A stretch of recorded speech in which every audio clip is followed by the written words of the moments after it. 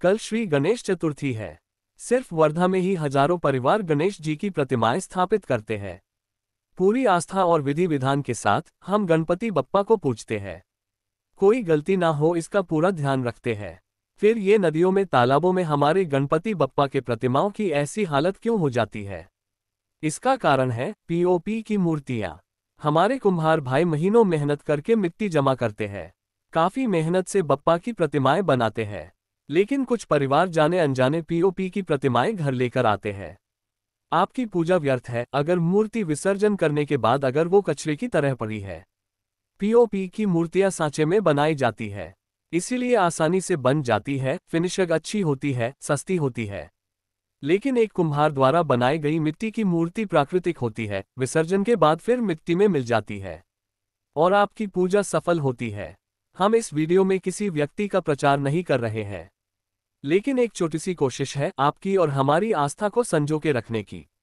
आपको बता दें, पीओपी की मूर्तियां बैन है, फिर भी धड़ल्ले से बिकती है। वर्धा में बजाज स्कूल के पास मिट्टी की मूर्तियां मिलती है। आपको कोई जगह पता हो जहां मिट्टी की बनी मूर्तियां मिलती हो तो कमेंट में लिखें। मिट्टी मूर्ति में मूर्तिकार पीछे की तरफ छेद रखते हैं। अगर मूर्ति बहुत फिनिशर के साथ दिख रही है और मूर्ति के पीछे की तरफ और नीचे की तरफ अगर छेद नहीं है तो ये पीओपी की मूर्तियां हो सकती है। इस वीडियो में दिखाई गई सभी मूर्तियां केवल मिट्टी की बनी है। आप सभी को श्री गणेश चतुर्थी की शुभकामनाएं। धन का ए सोशल मूवमेंट।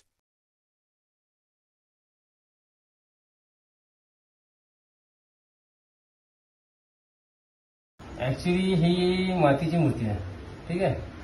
त्याच्यामध्ये तुम्हाला जे तुम्ही आवाज करता, ही जी आवाज आहे ही मातीच्या मूर्तीचं थोडंसं ढव आवाज येतो, ठीक आहे। त्याच्यानंतर ही पीओपीची मूर्ती आहे। ही मूर्ती पूर्ण पॅक राहील, ठीक आहे, खालून वरून पूर्ण आणि ॲक्युरेट राहील आणि हिचा आवाज मेटल सारखा येईल, ठीक आहे। त्याच्यानंतर तुम्हाला कळणार येईल की ही पीओपीची मूर्ती आहे म्हणून। त्यासाठी आणि दुसरी गोष्ट म्हणजे असं आहे का जनरली हिला छिद्र राहते एअर पास करण्यासाठी आणि ही खालून पोकळ राहते, ठीक आहे। आणि त्याच्यानंतर विषय असं झालं का पेंटिंग झाल्यानंतर लोकांना कळत नाही का कसं ओळखावं म्हणून।